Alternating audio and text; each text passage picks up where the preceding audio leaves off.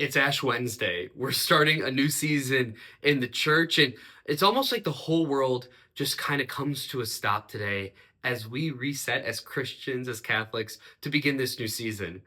It reminds me of a time 13 years ago when I was in Mexico. I was sent when I was seminary to Cuernavaca, Mexico to study Spanish. I always tell people I went down knowing no Spanish. I came back knowing a little, and well, that was 13 years ago now, but still struggling, still trying to learn it. But when I was in Cuernavaca, Mexico, I was living with the family and I was studying in a school that was probably about a mile away from where I was living. And most days I would walk along the street to get there. And it was one of the busy streets through downtown Cuernavaca. And I've never been in a city up until that point, and actually even since then, that had more speed bumps, like the speed humps for cars, than I've ever seen in the world. Like I've seen more there than anywhere else. I mean, that mile walk I had, I no joke, probably 10 speed bumps that the cars would have to go over. So I'd be walking along and I'd watch as traffic, they would go over one of them, hit the gas, to speed up to the next one and hit the brake and go over and then hit the gas and then hit the brake as they were going over it. And everybody knew at exactly what speed they could go over each of the different speed humps because some were small and they could hit them a little bit faster and others were way bigger and they had to really almost come to a complete stop to then go over it. Ash Wednesday is kind of like that big speed hump. We come into a stop or we're resetting, we're almost kind of like jerking along as we kind of get to this point. And while sometimes in life we have these smaller ones, those little moments where we kind of reset and we're reminded of who we are. But on Ash Wednesday, we come to a stop. We mark ourselves with ashes, reminded that remember you are dust and to dust you shall return. And I think this is so needed as people living in the 21st century, as Catholics, as Christians, whatever you want to say, because we just live life.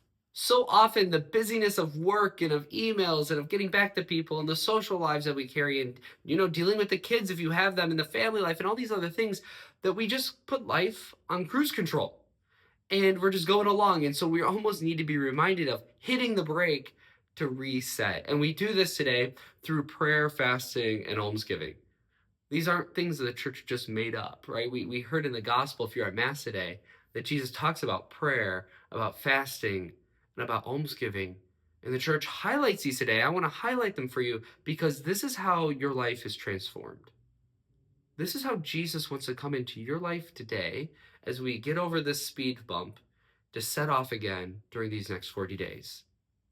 I love that we're reminded that remember you are dust and to dust you shall return because we're reminded that this is not a season of self-help. This is not a season of self-improvement. I want to remind you, you can't change yourself. Like, this is not a time for you to set out, I'm going to give up these things. I'm going to do these things. I'm going to do this almsgiving. No, it's Jesus doing it in you. Remember, you are dust and to dust you shall return. Or another way to say it is, remember, you can't do this, but Jesus can.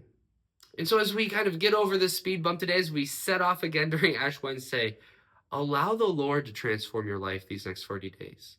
So that when we get to the next speed bump on Easter Sunday morning, that we're in a different place, that we are different people, that we are not just the same today as we are then because Jesus has changed us, not because of what you can do, but what Jesus can do through you. So I invite you today to allow him into your life, to pray more intentionally this Lent season, to fast, to give that thing up that we've been attached to, that we love a lot. And if we give that up, we can allow the Lord and an almsgiving to respond in thanksgiving for all the blessings that God has already and continues to do in you. This is how the Lord wants to transform you this Ash Wednesday and these next 40 days.